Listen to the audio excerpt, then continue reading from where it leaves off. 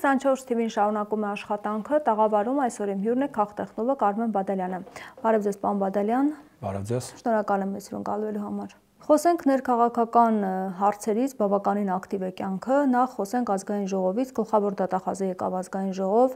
երկու падգամավորի նկատմամբ անձեռնմխելիությունից զրկելու միջնորդություն ներկայացրեց, որն էլ բավարարվեց ամբողջությամբ։ Դուք ինչ կարծիք ունեք ներկայացված փաստերի հետ կապված եւ առհասարակ ամբողջապես քվեարկության հետ կապված։ Շնորհակալություն հրավերի համար, բնական է, որ խոսում են այն մասին, որ դատախազը ազգային ժողով է գալու կոնկրետ մեկ падգամավորին անձեռնմխելուց զրկելու համար, բայց քանի որ եթե կոնկրետ մեկին զրկեն, հարցը հասկանալի է, վերաբերում է ԿՊՆ լքած падգամավորին, ապա դա ժողովրդական լեզվով ասած շատ կերևար, որ դա կոնկրետ քաղաքական նպատակներ ունի, քաղաքական հետապնդում է եւ հավանաբար իշխանությունները որոշելով թաքցնել իրենց քաղաքական հետապնդումը, գտան մեկ այլ падգամավորի նկատմամբ, իդեպ երկուստ էլ նշենք այս պայթրության ընդդիմադիր, որը այն խոսքը վերաբերում է ուրեմն պատիվ ունեմ, տարօրինական պատիվ ունեմ խմբակցության падգամավորի նկատմամբ, որպեսզի կարողանան ցույց տան, թե տեսեք սա քաղաքական հետապնդում չէ, սա ինչ-որ իրավական գործընթաց է եւ այլն, գիտեք, խնդիրը ինչու՞ն է կանում։ Հարցը այն է, որ վարչապետը չի կարողանում հանդուրժել, որ խմբակցությունում հայտնվել է մի падգամավոր, որը իրեն ոչ է ասում, որովհետև եթե մեկը կարողանում է ոչ ասել եւ մարսել այդ ոչը, ապա դա կարող է հետևանքներ ունենալ եւ այլ падգամավորներն էլ կարող են ենթադրաբար արդեն իրենց այդպես պայել, առավելևս որ արդեն այդ խմբակցության մեջ շատ падգամավորներ տեսնելով արկա իրավիճակը, վարչապետի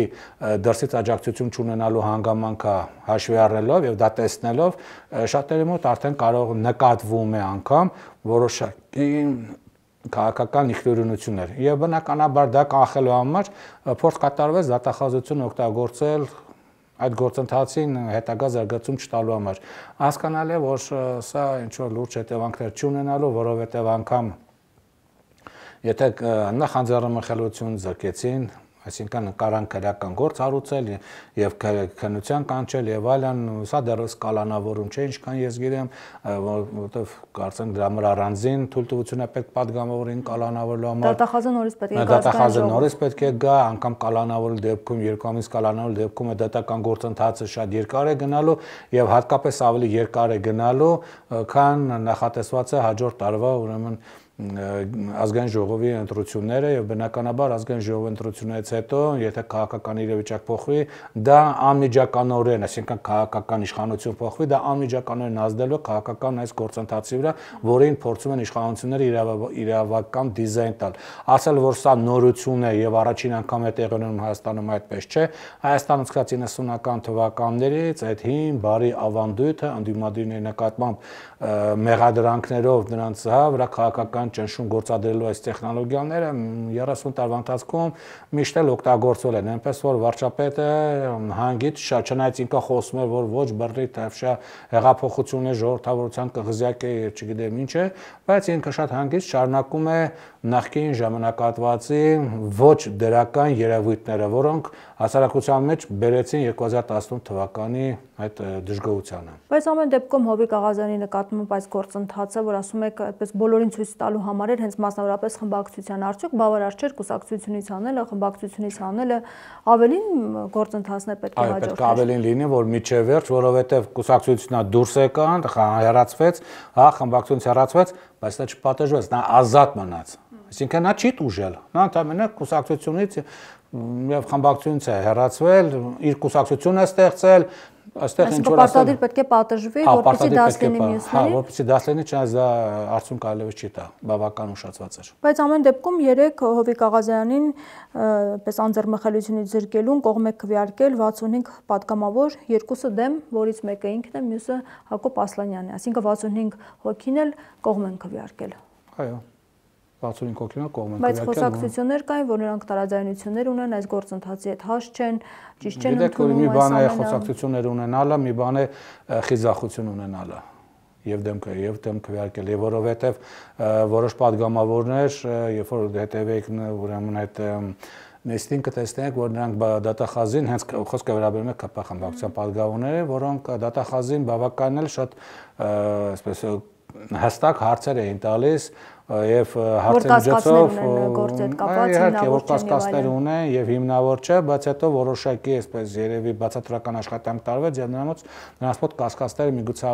վերացավ, իհարկե առերևույթ, բայց ասել որ նրանք բոլորը համակերպված են, չէ, գիտեք ինչ մենք բազմիցս տեսել ենք թե ինչպես են կուսակցության ղեկավարին, այսպես հա փառք ու պատիվ տալիս, հա երթում նրան հավատարմության մեջ, բայց երբ որ հենց նա դիրքերը սասանվում է, մի գիշերվա մեջ տեղի ունենում իշխանափոխություն։ Դուք կարող եք չհիշեք, բայց մենք հիշում ենք 98 թվականին, երբ որ առաջին նախագահան հրաժարականն էր արդեն ներկայացնելու, պահանջեցնել հրաժարականը, եւ մի գիշերվա մեջ նրա կողմից ղեկավարվող հանրապետություն խմբավորման ուղիղ կեսը վազելով դարձավ երկրապահ։ Մարդիկ, որոնք 3 օր առաջ երթվում էին առաջին նախագահի անունով, նրանց համարում են իրենց համար քաղաքական, այսպես հա, փարոս քաղաքական այդ կերպար, որին պետք է ներվեր, 3 օր հետո անմիջապես նրանից հեռացան։ Այնպես որ դեռևս այն մարդիկ են, որոնց մոտ գոնե ինչ որ սկզբունքայնություն կար։ Այս ԿՊ խմբակցության մոտ 3 օր էլ չի տևելու։ 3 վայրկյան հետո, երբ որ վարչապետը չլինելիս վարչապետ, հավատացեք 3 վայրկյան հետո խմբակցությունը երևի կմնան միայն նրանք, ում ոչ մի տեղ չի վերցնի։ Բայց ամեն դեպքում Փաշինյանը նման խնդիր տեսնում է, այսինքն որ իշխանափոխություն կարող է լինել եւ իր թիմն էլ իրեն լքի։ Վտանգներ նա տեսնում է, այսինքն կան նման նախադրյալներ կամ չգիտեմ, չեմ կարող ասել, չեմ կարող ասել, տեսնում եմ, թե չեմ տեսնում։ Ես իր աչքերով չեմ նայում։ Չեմ կարող ասել։ Ամեն դեպքում Տարոն Մարգարյանի հետ կապված նաև Հովիկ Աղազյանը եւ Հակոբ Ասլանյանն էին կողմ քվեարկել, սա եւս քննարկման առարկա դարձավ, ինչը կբացատրեք։ Այդ եմ ասում, падգամավորը որ դուրս է եկել ԿՊ-ից, նա դուրս չի եկել իր սկզբունքային քաղաքական տարաձայնությունների պատճառով։ Նա ընդհանրապես որոշակի այսպես ինցիդենտի գործողության հետևանքով է դուրս եկել, կապված էր քննչական կոմիտեի եւ այդ լսումների հետ կապված հարցում, որ որոշակի ուրեմն միջադեպ էր տեղի։ Այսինքն նա միջադեպային դուրս եկած падգամավորը, նա քաղաքական տարաձայնություններ չունի այն խմբակցության հետ, որից դուրս է եկել։ Եվ ինչպես ասած падգամավորներից մեկը ընդհանրապես մի տաշեղ է, որը դուրս է թռել այդ խմբակցությունից եւ բնականաբար ինչպես են ասում, հա, ինչ որ այդ падգամավորը նշել է տաշեղը, իր մեջբերումն էլ եւ բնականաբար եթե դու չունես քաղաքական տարաձայնություններ, դու չլել խմբակցության մեջ կողմես քվեարկում խմբակցության բոլոր որոշումներին։ Իհարկե տրամաբանությունը հուշում էր, որ գոնե ելնելով կորպորատիվ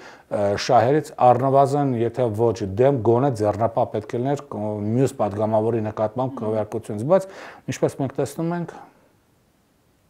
падգամավորը չնայած դուրս եկավ խմբակցությունից, բայց հոգով խորքով մնում են ԿՊ-ականներ։ Հիմա առաջիկա ընտրությունների հետ սա կապվում է թե ոչ 2026 թվականի եւ այսպիսի կանխատեսումներ կան, նաեւ խոսակցություններ կան, որ ԿՊ-ում լարված իրավիճակ է եւ արժեվում մի քանի падգամավորի անուններ կա, որոնք քննարկվում են, որ եւս քննարկման առարկա են դառնալու վարչության նիստում, մեկը Հայկ Սարգսյանն էր, նույնիսկ Արփի Դավոյանի մասին են խոսում։ Դե ինչ որ խոսակցություններ տարածում են, իմաստը իհարկե կանխամտածված տեղեկատվական արտահոսք է լինում, բայց գիտեք, եկեք 2026 թվականի ընտրությունների մասին խոսենք հաջորդ տարվա գարնանը, որտեղ մենք նախ չգիտենք հերթական թե արտահերթ է, ոնց որ թե հերթական են գնում, բայց ամեն դեպքում այդ ընտրական գործընթացի վրա մեծապես կազդի ներկայումս ընթացող ԱՄՆ Ռուսաստան բանակցային գործընթացը Ուկրաինայի շուրջ տեղի ունեցող եւ այդ բանակցությունների ավարտից որոշակի հստակեցումներ կլինեն աշխարհակաղակական, որը ինչպես նաեւ ԱՄՆ Իրան այս ուրեմն կոնտեքստում էլ գործողություններ կան եւ այս կոնտեքստների համատեքստում երբ որ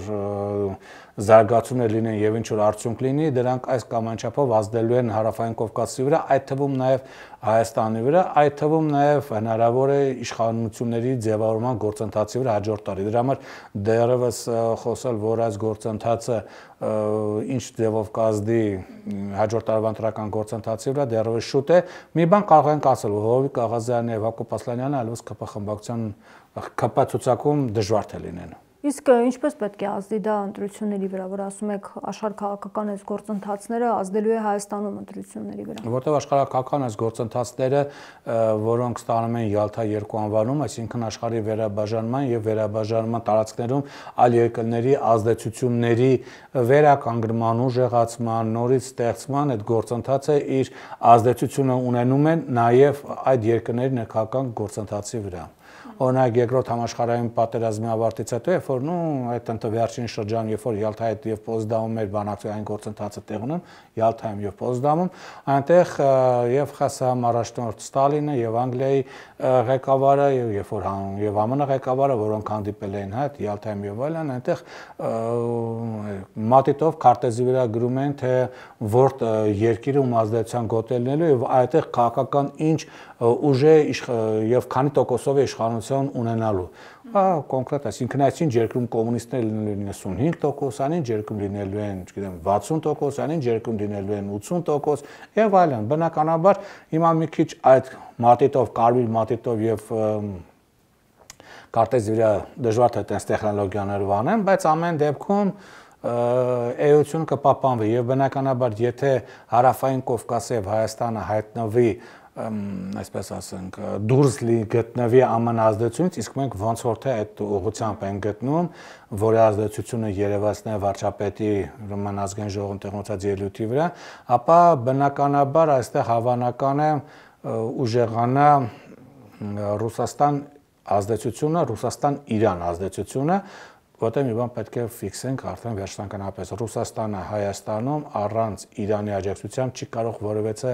ներքաղաքական ակտիվ գործողություն իրականացնել կամ դժվար կլինի, չասենք 100% չի կարող, բայց դժվար կլինի, Իրան հետ ավելի հեշտ կլինի։ Ուրիշ բան է Ռուսաստանը փորձի իրեն լեզու գտնել, թե չի փորձի, բայց իշխանության ձևավորման գործընթացի վրա ենթադրաբար այդ երկրները կազդեն։ Բնականաբար դա է նշանակում իշխանություն, որը իրենց հետ կարող է աշխատել եւ խնդիրներ չունենա իրենց հետ։ Հիմա այս իշխանությունը խնդիրներ ունի իրենց հետ։ Իրենց հետ խնդիրներ ունենալ, ոնց խնդիրներ ունի։ Եթե Ռուսաստանը ասում է, որ գիտեք ինչ, Հայաստանում գտնվող Եվրոմիության դիտորդները դա հակասում են Ռուսաստանի բան այդ շահերին, իսկ դու ասում ես դիտորդները հեռանում են, ոնց հասկանում։ Դիտորդները ոչ մի տեղ չեն հեռանում։ Սահմանից հեռանում են հայ-ադրբեջանական դեպքում, եթե համաձայնագիրը իհարկե ստորագրվի։ Դա էլ դժվար է ասել, եթե կստորագրվի թե չէ, դժվար է ասել սահմանից կհեռանան թե չեն հեռանա, որտեվ մի բան է ասել, մի բան է, ասենք անելիճականը, դա բավականին բարդ հարց է։ Հիմա բնականաբար Ռուսաստանը եւ Հայաստանը այն պահից սկսած, երբ Հայաստանի վարչապետը Եվրամիության դիտորդերին բերեց Հայաստան, այդ պահից սկսած Հայաստան-Ռուսաստան հարաբերությունները այլևս անդառնալիորեն ուրեմն այսպես բաժանված են, խզված են։ Ուղղակի դա ցույց չի տրվում երկու կողմերից։ Այսինքն այնպես վերականգնել հնարավոր չի լինի, կարծում եմ։ Կարող է կլինի, եթե Հայաստանում գա ադեկվատ իշխանություն։ Այս իշխանությանը նկատում Չէ, այս իշխանությունը այլևս չէ, որտեղ այս իշխանությունը ցույց տվեց մի բան։ Ցանկացած պահ, երբ որ Ամերիկայում կամ Եվրոպայում հայտնվում են գլոբալիստները, այս իշխանությունը անմիջապես թեքվում է նրա նկատմամբ դեպի այդ կենտրոն եւ նրանց նկատմամբ այլևս վստահություն չկա։ Դա չի նշանակում, որ Ռուսաստանը ճիշտ է անում Հայաստանում, սա պետք է ֆիքսենք։ Այնպես չէ, որ Ռուսաստանի քաղաքականությունը Հայաստանում 100% ճիշտ է, նրանք ամենից ճիշտ են արել, չէ, այդպես չէ։ Ուղղակի մենք փաստում ենք, որ խոշոր երկրները միշտ էլ փորձում են ազդել այն տարածքները, որոնք իրանց են համարում այդ տարածքների երկրների իշխանության ձևավորման գործընթացի վրա։ Դա տեղ ունեցավ լավագույն օրինակը դրա մոտ 1.5 ամիս առաջ Աբխազիայի նախագահական ընտրություններն են, երբ որ այնտեղ ռուսական եւ թուրքական, որտեղ Աբխազիան Ռուսաստան եւ Թուրքիա ազդեցության տարածքեր, որի համար պայքարում են Ռուսաստանը եւ Թուրքիան։ Եվ մոտ 1.5 ամիս առաջ, մոտավորապես փետրվարի կեսերին այնտեղ նախագահական ընտրություններ տեղ ունեցավ Եվ Ռուսաստանը մեծ ջանքեր կիրառելով վերջի պահին նոր կարողացավ այդտեղ բերել այն տեխնացուին, որի հետ աշխատելը իր համար ավելի ցանկալի կլներ։ Իսկ Թուրքիան աջակցվել մեկ այլ տեխնացուի։ Դա էլ Ռուսաստանին ասեմ շատ դժվարությամբ կարողացավ, ասենք, դա Աբխազիայում անել, այսինքն երբ որ մենք նշում ենք, որ ռուս-ամերիկյան բանակցություններից հետո Ռուսաստանը կարող է փոխել Հայաստանի իշխանությունը, այնպես չի, որ ինքը 100% ազդեցություն ունի Հայաստանի ներքաղաքական գործընթացի վրա։ կարող է փորձել փոխել, ազդել իշխանության ձևավորման գործընթացի վրա, բայց մի բան չմոռանանք, Ռուսաստանը այս պահի դրությամբ, ես չգիտեմ, հետո մի ամիս հետո 6 ամիս հետո ինչ կլինի, բայց այս պահի դրությամբ էլեկտորալ Հայաստանի էլեկտորալ կառուցվածքում չունի մեծամասնություն, այսինքն ռուսամետ ընտրազանգվածը մեծամասնություն չի, մեկ, եւ երկրորդ Ռուսաստանը այս պահի դրությամբ Հայաստանի լրատվական դաշտում չունի ազդեցիկ նշանակություն։ Դե բայց դժվար չէ դա ստեղծել։ Դա դժվար չի ստեղծելը, հա, դժվար չի, եթե դու նպատակ ունես, եթե կարողանում, եթե դրանից բաշարում ես։ Իսկ հասարակական դժգոհություններ չի առաջացնի այս ամեն ինչ, այսինքն հարթ հնարավոր է իրականացնել արտաքին միջամտությամբ այստեղ իշխանափոխություն, դա կլինի Ռուսաստանից, թե կամ մեկ այլ երկրից։ Չէ, դե բնականաբար, երբ որ ասում ենք արտաքին աջակցություն, դա չի նշանակում այդ երկիրը, չգիտեմ, տանկերով, ինքնաթիռներով գալիս է իշխանափոխություն, դա տեխնոլոգիական գործընթաց է, բավականին բարդ տեխնոլոգիական գործընթաց է, որը բայց պետք է լինի տեխնացու, որը ընդունելի կլինի ժողովրդի համար, կցանկանա նրա ղեկավար տեսնել, այդպես չի։ Կարելի է այդ ամենը տեխնոլոգիապես իրականացու դարձնել խնդիր չի։ Օրինակ Ռումինիայում, նայեք, ինչ տեղի ունեցավ։ Ռումինիայում պետք է լիներ նախագահական ընտրություններ, առաջի փուլը տեղի ունեցավ, որտեղ պետք է անցյալ տարի դեկտեմբերին պետք է հաղթեր մի տեխնացուն, որ ավելի շատ դեպի ԱՄՆ իշխանությունների կողմեր հակված, բայց արտաքին միջամտության ու ներքին ձևի, բայց հասկանալի արտաքին Եվրոմիության գլոբալիստերին դեմ են այդ տեխնացուի հաղթանակին։ Դրա համար նրանք կարողացան կենտրոնական ընտրական հանձնաժողովի եւ Սահմանադրական դատարանի միջոցով կանխել երկրորդ փուլը, թույլ չտալ, ավելին վերջերս Սահմանադրական դատարանը Ռումինիան որոշում կայացրեց եւ այդ տեխնացուին զրկեց ընտրությունները մասնակցելու հնարավորությունից։ Այսինքն Եվրոմիության ղեկավարությունը ազդեց իր մաս հանդիսացող Ռումինիայում իշխանությունների ձևավորման գործընթացի վրա։ Եթե կարելի Եվրոմիությունը կարող է դա անել Ռումինիայի տարածքում, բնականաբար Ռուսաստանի Դաշնությունը կարող է փորձել, ես չեմ ասում կանի, չպետք է ֆիքսել, որ հաստատ կստացվի։ Չեն կարողացել, նա կարող է փորձել Հայաստան իշխանությունների ձևավորման գործընթացի վրա ազդել։ Պետք է նշենք, որ այդ ազդեցությունը ավելի արդյունավետ կլինի, եթե նա համաձայնեցնի իր գործողությունները Իրանի հետ, բայց կհամաձայնեցնի թե չէ, դժվար ասել, որովհետև Իրանը այս պայմանությամբ ունի ազդեցություն Հայաստանի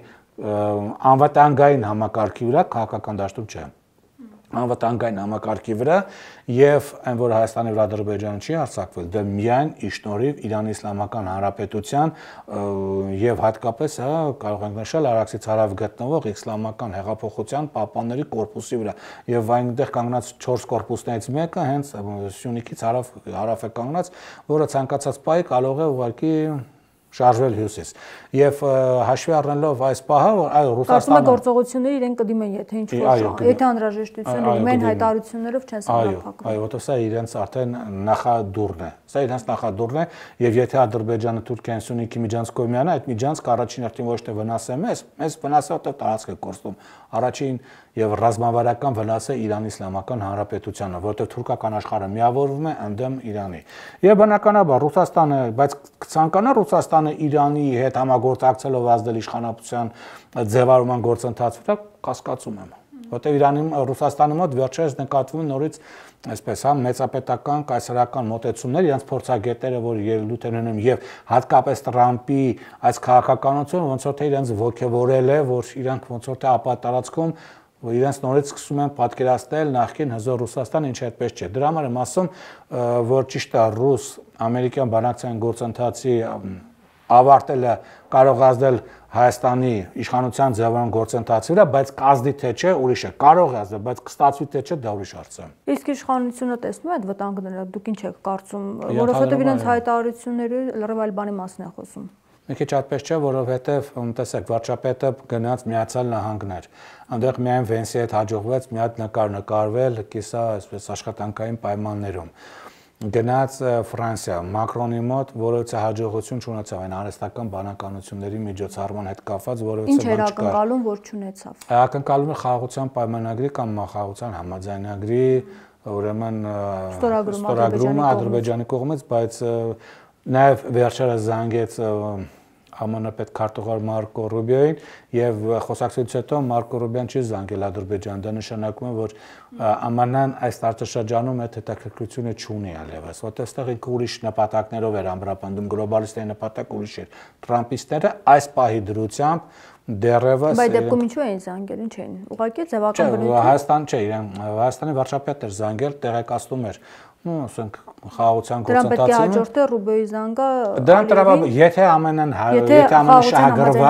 ԱՄՆ շահագրգռված լիներ այս գործընթացը ավարտին հասնելով, տրամաբանական էր, որ Մարկո Ռուբիոն Հայաստանի վարչապետի հետ խոսալուց հետո պետք է մի հատ էլ զանգեր Ալիևին, որ մի հատ տեսներ իր տեսակետը խաղաղության համաձայնագրի վերաբերյալ, որտեղ մի կողմի տեսակետը հնչել է։ Հիմա օբյեկտիվ է թե սուբյեկտիվ է, վարչապետը ներկայացել է դիրքորոշումը խաղաղության համաձայնագրի վերաբերյալ, բայց մենք չտեսանք, որ Մարկո Ռուբիոն զանգի Ալիևին, սա մեկ եւ երկրորդ Երբ որ Հայաստանի վարչապետը ասացա, որ մենք խաղաղության համաձայնագիրը ավարտեցինք այս համաձայնությունը, բոլոր կետերը հետ համաձայնվել են, շատ երկրներ ասացին, հա, լավ է եւ այլ, իսկ ԱՄՆ-ն ինչ ասաց, ողջունում եմ, լավ է կարել Մարկո Ռուբիոն պետ դեպը։ Ասաց լավ է կարել, համաձայնվել եք, ձեզ հաջողություն։ Այսինքն որևէ ճնշում չի գործադրվելու, որպեսզի Ադրբեջանը ստորագրի։ Չէ, այս պայմանությամբ մենք տեսնում ենք ավելին։ Մենք տեսնում ենք, որ Մարկո Ռուբիոն անգամ չասաց, որ գիտեք, ողջունում ենք ձեզ, որ դուք եկել եք այդ համաձայնության, որ գիտեք, մի հատ եկեք Միացյալ Նահանգներ, տեսնենք, քննարկենք այդ ինչ կետերն էին, որոնք արդեն համաձայնվել ենք, մի հատ եկեք քննարկենք համաձայնագրի ստորագրման տեղի վայրի վերաբերյալ։ Տեսնում եք, Հայաստանի արտգործնախարարը անդադ խնդրում է Ադրբեջան, ասում է մի հատ ասա, դրանք երբ ենք ստորագրում, ինչ են կանում, իսկ Ալիև ասում է չենք ստորագրում, որտեղ այնտեղ պայմաններ կա, պիտի կատարես, սահմանադրությունը պիտի փոխես, դիտորդերին հեռացնես։ Դե համաձայնվել են այդ պայմաններին մի մասին, բայց էլի սահմանադրություն փոխել համաձայնվել են։ Համաձայնվել են, նա չի ասում Ադրբեջանը, որ դու չէ, ներողություն, այդպես չի, էլի, նա չի ասում ես համաձայնվել եմ, ասա փոխի։ Ինձ չի կամաձայնվել։ Բայց դա երկարատև գործընթաց չէ, ասում դու ոնց ուզում ես արա, երբ որ կփոխես նոր։ Այսինքն առաջիկայում չէ կնքվի այդ պայմանագիրը, հավանաբար ոչ, իհարկե, հավանաբար, եթե Ադրբեջանը ցանկություն չունենա կնքելու, չի կնքվել, դրա համար ենք ասում Մարկո Ռուբիոն չզանգեց Ալիևին, ասել է մի հատ դու ի՞նչն է պատճառը, որ դուք չես ստորագրում։ Այսինքն Ամերիկայի կողմից շահագրգռվածություն չկա, սա մեկ, երկրորդ Հիմա Եվրամիությունը նույնպես շահագրգիռ է, չէ՞, այնտեղ ամեն դեպքում այս խաղաղության գործընթացով եւ այլն։ Իսկ նախկինում հիշում եք, մասնավորապես Մակրոնն է ուզում հաջողություն գրանցել այս հարցում։ ԱՄՆ նախկին պետքարտուղարը, հա, ԱՄՆ նաեւ Սալիմանը, անվտանգության խորհրդականը շաբաթը մեկ զանգում էին, ինչ եղավ, ոնց եղավ, իսկ հիմա հունվարի 20-ից հետո մենք տեսնում ենք, որ վարչապետ Ամերիկայից, եթե ինքը կզանգի, իրան այլևս չեն զանգում, այսինքն խաղաղության գործընթացը եւ Հայաստանը այլևս ԱՄՆ-ին հետաքրքիր չէ։ Այս պայմանությամբ հələ սկսենք ԱՄՆ-ից։ ԱՄՆ-ն հետաքրքիր չէ։ Սա փաստեցինք այս պայմանությամբ։ Երկրորդ Եվրամիություն։ Եվրամիություններ մենք տեսնում ենք, որ զբաղված է Ուկրաինայի հարցերով, անդադ ժողովներ են տեղի ունենում, Մակրոնը հավաքում է, գնում է Գերմանիայի մոտ, հետո Անգլիայի վարչապետը հավաքում են 3 հոգով, այնտեղ մյուսներին են փորձում հավաքել, ինչ որ գումար պետք է տան 40 միլիարդ Ուկրաինան, հետո չստացվեց, փորձեցին 5 միլիարդ տալ, չի ստացվել, այսինքն Եվրամիությունը լա Ուկրաինայի չի կարողանում Ուկրաինայի հարցը լուծել, այս պայմանությամբ բնականաբար բնավ ցանկություն չունենալու Ադրբեջանի վրա ճնշում գործադրի, հատկապես նրանից գազ է ստանում եւ որ ճիշտ է, շատ քիչ է, բայց ամեն դեպքում որոշակի ուրեմն խնդիրներ կա եւ կախվածությունն է Ադրբեջանից, որտեղ Եվրամիությունը կենտրոնական Ասիայում ներդրումներ ունի, այդ ներդրումները Ադրբեջանի տարածքով են գնում դեպի նավթը, գազը եւ այլն գնում են դեպի ուրեմն կամ մշակում են, մի խոսքով է տարածքը իրան պետք է, բայց իրան էլ պետք են Բաքու, Թբիլիսի կասը կա, Իրան երկաթգիծը կա, կամ Բաքու, Թբիլիսի Փոթի, Բիթլիսի Փոթի եւ Բաթում այդ նավանգիստը կա, դրանց լրի բավարար է։ Այնպես որ Եվրամիությունն էլ ոնց որ շահագրգռված չէ, եւ դա վարչապետը սկսում է հասկանալ, այ իր այսպես բուրըն ելույթը ազգային ժողովում նաեւ դրա արտահայտությունն է, որ ինքը հասկացա, որ ինքը ոչ Միացյալ Նահանգներին, ոչ Եվրամիությանը այլևս պետք չէ, իսկ Ռուսաստանն էլ բնականաբար Բայց բուրըն ելույթը ուղղված էր նախկիններին։ Իհարկե։ Դրանք կապված են իրար հետ կարծում եք։ Ուղղակվել նախկիներին, կոնտենտը նախկիներին էր ուղղված, բայց էմոցիոնալ պահը ուղղված էր նրանից, որ ուղղակի պատեց, որ աջակցությունը չկա եւ խաղաղության համաձայնագիրը չի ստացվում խաղաղության համաձայնագիրը, ինքը ամեն ինչին գնում է, դա չի ստացվում։ Այդ դա էլ ուղղակի որ չկա որևէ եկիր որ ստիպի Ադրբեջանին Ճանշի Ադրբեջանը, որ նա խաղաղության այդ համաձայնագիրը ստորագրել, ինքը բնականաբար չի կարող, ինքը ամեն ինչ արել է, ինքը ոչինչ չունի ան, հիմա ինքը ոչինչ չունի անելու։ Ինքը ուղղակի պետք է նստած սպասի, երբ Ալիևը կբարյաճի ստորագրել, ինքը բարյաճի թե չի բարյաճի, դա շատ դժվար է ասել։ Եվ որևէ մեկը չի պատրաստում, եւ որևէ մեկը չի պատրաստում, որտես Ադրբեջան չէ, Ադրբեջան թիկունքին կանգնած է Թուրքիա, միշտ իմացեք, ասում ենք Ադրբեջան, հասկանում ենք Թուրքիա։ Ոչ մեկը այս պայծրությամբ չի կարող ստիպել Թուրքիային, որպեսզի նա ստորագրի խաղաղության համաձայնագիրը։ Ֆիքսեն խաղաղության համաձայնագիրը ստորագրվում է Ադրբեջանի անունով, բայց ստորագրողը ձեռքը դա Թուրքիան է, գրիչն է Ադրբեջանը, ձեռքը Թուրքիան, իսկ Թուրքիային ոչ Եվրոմիությունը, ոչ ուրեմն Միացյալ Նահանգները ստիպել այս պայծրությամբ այդ գործընթացին, այդ Թուրքիայի վրա ճնշում գործադրելու ցանկություն չունեն։ Ու գործընթացը արկախվել եւ դա արդեն կախված է Ադրբեջանից։ Դա բերում է որոշակի արտաքին քաղաքականության ռիսկեր եւ արտաքին քաղաքականության վերաօրիենտացիա։ Ձեր հարցին որ անդրադառնանք, կցանկանան Ռուսաստանի հետ Պաստորեն կապերը ամրապնդել, միգուցե կցանկանա, բայց Ռուսաստանը այս կցանկանա Ռուսաստանը կապերը վերականգնել դժվարանում է։ Իսկ մենք գուցե նախընտրում ենք Թուրքիայի հետ կապերը հաստատել։ Թուրքիան չի կարող հարաբերություններում ձևավորել։ Չէ, չկա միջնորդ, Թուրքիայի միջնորդ չկա։ Թուրքիան բանակցությունները Ադրբեջանի համատակ է, բայց Թուրքիայի հետ են։ Հայաստանն է թվում, որ Թուրքիան կարող է միջնորդ լինել Հայաստան-Ադրբեջան այս բանակցային գործընթացում։ Դուք երևի ամերիկյան ֆիլմերը տեսած կլինեք եւ այնտեղ տեսնում եք, չէ՞, այս տեխնոլոգիան բարի եւ վատ ոստիկան, բարի եւ չար ոստիկան, որ դու միշտ հոգեբաններին ուզում ես բարի ոստիկանի հետ կնես։ Այդ իրանք այդ տեխնոլոգիա, որը միշտ օգտագործվում է, բարի եւ չար, երկուսն էլ նույնն են։ Ուղղակի դերակատարություններն են այդպես։ Հիմա Թուրքիան բարի է հանդես գալի, Ադրբեջանը չար է հանդես գալի եւ Հայաստանի իշխանություններին թվում է, որ կարելի է Թուրքիայի դիմել, որ նա միջնորդի ճնշի, որ Ադրբեջանը ստորագրի։ Թուրքիան է որոշում կստորագրվի թե չի ստորագրվի, որտեղ Ալիևը ցանկացած գործողությունից հետո գնում է Անկարա հաշվետվություն ներկայացնելու։ Չկա Ադրբեջան որպես ինքնուրույն գործոն։ Սա պետքա ֆիքսել 20 թվականի, 44 օրյա պատերազմից հետո Ադրբեջանը որպես ինքնուրույն սուբյեկտ գոյություն չունի։ Կա Թուրքիա, որ Ադրբեջանով խաղում է Հայաստանի հետ։ Իսկ Հայաստանին թվում է թե նա առանձին սուբյեկտ է։ Եվ բնականաբար հիմա Հայաստանը իշխանությունները չկա ամենաաջակցություն այս բանը, չնայած այնտեղ ռազմական զորավարժություն պետք է լինել, չգիտեն կլինի թե չի լինի, դա դժվար է ասել կլինի թե չէ, որտեղ Միացյալ Նահանգները ամռանը, որ պետք է օգոստոսին տեղի ունենար, հա Գերմանիայից էլ 150 միավոր ինչ-որ տեխնիկա պետք է բերեն, մենք դա չգիտենք կլինի թե չի լինի։ Մեկ Երկրորդ, որտեղ Ամերիկան իր բոլոր այդ զորավարժությունները, Եվրոմիություն չեղալատերը ֆինանսների պատճառով, չգիտենք, ստեղ կլինի թե չի լինի, եւ երկրորդ, այս Ղարաբաղյան հարցի կարգավորման գործընթացի այս վերջի մի երկու ամսվա Ամերիկայի սառը վերաբերումը կցույց է տալիս, որ Իրան այս տարածաշրջանը չի հետաքրքրում, հավանաբար նա այս տարածաշրջանը կփորձի Ռուսաստանի վրա փոխանակել ինչ որ մեկ այլ տեղ այլ ուրեմն ձեռքբերում ունենալու համար, այսինքն փոխանակման համար է։ Սա հասկացվում է։ Հիմա Ռուսաստանը ինչքանով կկարողանա այս տարածաշրջանը ազդել նաև Ադրբեջանի վրա, կարծում եք։ Մասնավորապես այդ հայտարարությունը կնքելու հետ կապված իրենք ասում են, որ կանք մասնակցենք, ներգրաված լինենք, եւ բացի այդ այն պահանջները, որոնք հավելյալ ներկայացում են, որևէ երկիր կարող է զսպել, որ նրանք հետ կանգնեն։ Ադրբեջանին կարող է զսպել միայն Ռուսաստանը եւ Իրանը միասին վերցած։ Առանձին Ռուսաստանը չի կարող, որովհետեւ Ռուսաստանը փորձեց զսպել, Ադրբեջանը փակեց Ռոս сотрудничествоն, փակեց Սպուտնիկ Ադրբեջան, Սպուտնիկ այդ ռուսական գործիքները փակեցին եւ Ռուսաստանը որևիցե ձևով չկարողացավ դրա վրա ազդել։ Ավելին Ադրբեջանում էր գտնվում Ռուսաստանից փախած մի հատ դատավոր, որը քրեական հետապնդում էր ենթարկվում, հետախուզման էր ենթարկվում, ուրեմն Ռուսաստանում կաշառք էր վերցրել եւ այլն, Ադրբեջանը մերժեց այդ դատավորին վերադարձնել Ռուսաստանի Դաշնություն եւ նա նկատմամբ կալանքը, որը Ադրբեջանում կալանավորված էր, քննեց Ադրբեջանի դատարանը, իսկ մենք գիտենք, որ Ադրբեջանի դատարանը ել ավելի կախում ունի ուրեմն իր նախագահական, ինչքան Հայաստանի ու դատական համակարգը, այնտեղ ավելի ուժեղ է կախումը։ Եվ բնականաբար դատարանը մերժեց ՌԴ-ի իշխանություններին այդ դատավորին հանձնել ուրեմն Ռուսաստանի Դաշնություն, այսինքն Ռուսաստանը այս պահի դրությամբ, որտեղ Ուկրաինայի գործընթացը գնում է, ազդեցություն չունի Ադրբեջանի վրա։ Իսկ ընդհանուր ունի, որովհետև չմոռանանք, կա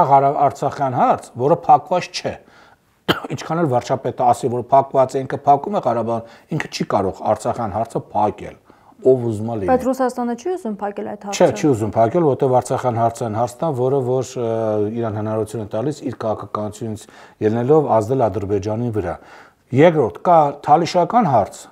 որը փակված չէ, եւ կա լեզգիների հարց, որը փակված չէ, եւ կա Ռուսաստանում գտնվող ադրբեջանցի միգրանտների հարց, որը նույնպես գործոն է։ Առնվազն 4-ը գործոն կա, որի միջոցով Ռուսաստանը, բայց եթե նա ունենա Իրանի աջակցությունը, կարող է ազդել այս Ադրբեջանի վրա, ստիպել Ադրբեջանին անել այն, ինչ որ ինքը կցանկանա։ Կանի թե չի անի, դժվար է ասել։ Խոսենք նաև առաջիկա ընտրությունների մասին, բայց ընդհանրական չխախտելով ընտրական օրենսգիրքը, ընտրությունների օրինաչափությունների մասին ինչ կասեք։ Ցույց է տալիս, որ Հայաստանում ընտրական, հատկապես թիմ ընտրությունների ժամանակ ստե ձևավորված հին բարի ամանդույթ այդ օրինաչափությունները չի փոխվում, այսինքն երբ որ իշխող քաղաքական ուժը տեսնելով, որ իր կողմից աջակցվող այս կամ այն ուժը, ես վերացական ասում կոնկրետ մեկին չնկատի չունեմ, ընդհանուր չի ստացվում, ասենք իրան հաջողություն ունենալ, փորձում օգտագործել, այսպես վարչա իշխանապահ ոչ թե իրավապահ, այ իշխանապահ, որտեղ միշտ իմացա ոստիկանությունը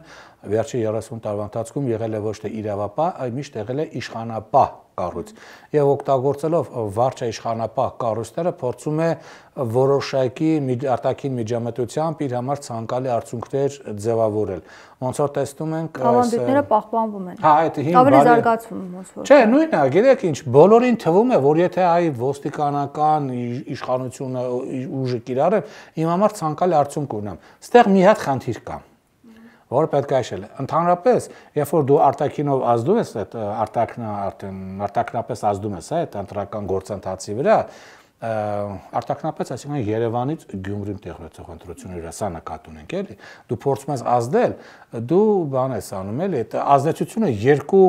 նպատակ է հետապնդում։ Առաջին, իրարից հակադիրի դեպ ասեմ, հարություն աշանով տարբեր։ Առաջին, դու փորձում ես քո ստեղծելով վախի մատելով խափանել մրցակցի նախընտրական շտաբի աշխատանքը մի քանի ժամով կտրելով նրանց, ասենք, ինչ որ ակտիվ գործողություններից, եւ երկրորդ դու նույն այդ գործիք օգտագործես մեկ այլ ուժի նկատմամբ, փորձելով նրան դարձնել քո հիմնական մրցակիցը, որ դու տեսնում ես ով է քո հիմնական մրցակիցը, ինքը չես ուզում որ ինքը լինի, դու ուրիշի նկատմամբ ռեպրեսիա ես կիրառում, որպեսզի քո հակաընտրազանգվածը տեսնելով, որ դու սա նկատմամբ նաև մրցակցական այդ ռեպրեսիա ես կիրառում, ինքը գնա քվեարկի, որ այս քո հիմնական տեխնացուն չանցնի, այսինքն այս գործիքը երկու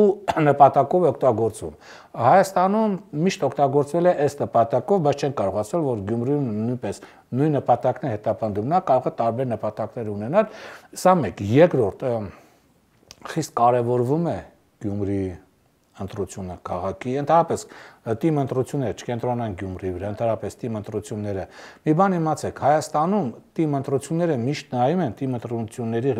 թիմ մարմինների ղեկավարները միշտ նայում են ով է նստած նախկինում նախագահականում եւ ով է նստած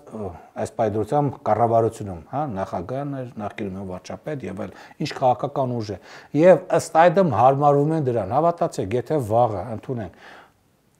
ընտրություն տեղ ունեցավ, պայմանական, լավ, վաղը չէ, մի շաբաթ հետո տեղ ունեցավ ընտրություն, կամ մի ամիս հետո ընտրություն տեղ ունեցավ եւ ազգային ժողովում, պայմանական ասում, հաղթեց մարքսիստական կուսակցությունը եւ վարչապետը դառավ մարքսիստ, հավատացեք, դրա հաջորդ երկու շաբթիից սկսած բոլոր թիմ մարմինների աշխատասենյակներում Կարլ Մարքսի նկարը կախված է լինել եւ բոլորը ասել են, որ իրենք միշտ հոգով մարքսիստ են եղել։ Սա միշտ իմացեք, ով լինում է վարչապետ, բոլորը թեկնում դեպի դրա։ Դա մտածելակերպի հարց է։ Չէ, դա ձևավորած քաղաքական համակարգի չկայացվածության հարց է։ Իսկ հնարավոր է փոխել դա։ Դա հնարավոր է փոխել։ Ինչպես։ Դա մի անգամ շատ կարճ ժամանակահատվածում Չէ, դա շատ կարճ ժամանակահատվածում փորձեց երկրորդ նախագահան փոխել, որտեղ ինքը այդքան ուշադրություն չէր դարձնում, թե տվյալ թիմի մարմնի ղեկավարողը բարգավաճ, անկուսակցական, հանրապետական, ՕԵԿ, թե ինչ որ ընդդիմադիր մեկ այլ, չգիտեմ, հա, կառույցի ղեկավարը եւ այլ, որոշակիորեն այդ պահին քարտենց որտեվ երկրորդ նախագահն ինքը կուսակցական չէր, բայց իրանից հետո երբ որ սկսեց լրիվ տոտալ կուսակցականացման գործընթացը, ինչը հիմա շարունակվում է, ուղղակի անունը տարբեր, այդ նույն երևույթը երրորդ նախագահժան դրական բանի չհանգեցրեց, չէ՞, տոտալ հանրապետականացումը։ Հիմա այդ նույն ավանդույթը այսպես ճակերտավոր բարեհամադույթը շարունակվում է քաղաքական ուժի կողմից, որ ուզում է որ բոլորը լինեն ԿՊ-ական, բոլորը այս կամ այն ձևով կլինեն ԿՊ-ական, եթե չեն լինում ԿՊ-ական, իշխանությունը կարողանա պահպանել։ Հա ինքնին թվում է, որ այդպես ինքը տոտալ վերահսկում է ամեն ինչ։ Մարդկանց թվում է, որ եթե դու ուրեմն այդ մարդը անունով ԿՊ-ական է, կամ ասենք թեկուզ ԿՊ-ական չի կամ քեզ ենթակա է, ոնց որ ասենք Վանաձորում, հա, եթե հաղթեց դիմադի տեխնացուն հանեցի, դրեցի կամ ցանկալի տեխնացու, ապա բնականաբար դու դրանով իշխանությունը պահպանվեց։ Միշտ իմացեք, նման դեպքում առաջինները, ում դու ստիպում ես, որ քեզ ուժով ենթարկվեն քեզ, հենց քո իշխանությունը մի վայրկյան տատանվում է, առաջին իրանք են փախրում քեզնից։ Եվ այդ Գյումրի ընտրությունները միշտ ոնց անկախ ինչ արդյունք է լինի, ազգային ժողովի հերթական կամ արտահայտ ընտրությունից հետո եթե իշխանությունը փոխվի, հավատացեք դրանից հետո Գյումրիում, եթե այսօր էլ ով էլ անցնի, որը ասենք թեկուզ վարչապետը այս կամ այն ձևով բերի քաղաքական ուժին կամ մյուսը բերի իսկ քաղաքական ուժին, միշտ տի մարմինների ղեկավարները բոլոր անխտիր ապագա